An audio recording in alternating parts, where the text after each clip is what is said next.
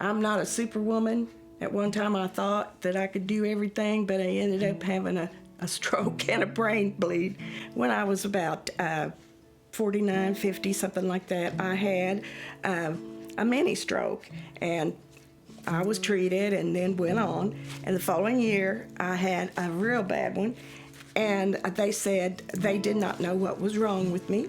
It took about 4 months to determine what my diagnosis was. And one doctor said, this must be removed immediately. And then another doctor said, no, you can't touch it because I have a cavernous malformation of the brain. It is a birth defect that just causes the blood vessels to ball up in a big ball, and then it seeps blood. I whined about it, and I would watch to see the mail, something. I watched the telephone, listen to that. Hopefully a message came in. I went all this time, about 4 years, where I was almost a complete invalid. I couldn't drive. My right side would sometimes get numb.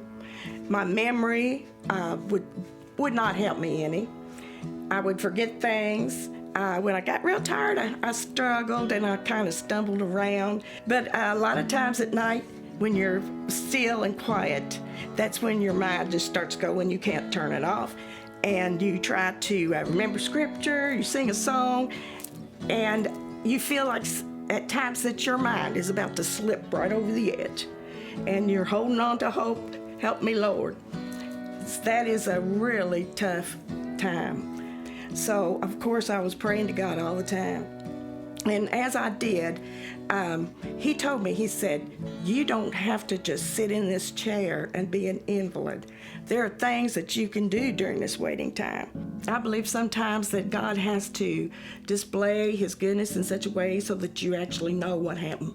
About 4 years into this, I was in a Wednesday night prayer meeting, and one of my good friends said, Cindy, I just feel like I need to pray for you. And she started praying for my healing. She had her hand on my head and this on her shoulder. She started praying, and all of a sudden, I felt heat on the back of my head. And I said, Kathleen. She said, I know. Did you feel that too? I said, yes. And so she continued to pray, and I felt electricity go down through my arms. And after we finished our prayer, we just looked at each other, and I said, well, I'm claiming my healing. And that's when it turned. I still had residual effects from this brain tumor, but I do believe that God healed me that day. So at that point, that was a turning point. I was able to get up and go more. I had better strength, and God, he saw me through all that. So all of that waiting, all during that time, I decided that I was just going to help other people the best way I knew how to do. So I began to call my friends and different ones that needed some prayer time. When you wait on the Lord, he will reward you with Jesus' peace. And that is the peace that passes all understanding.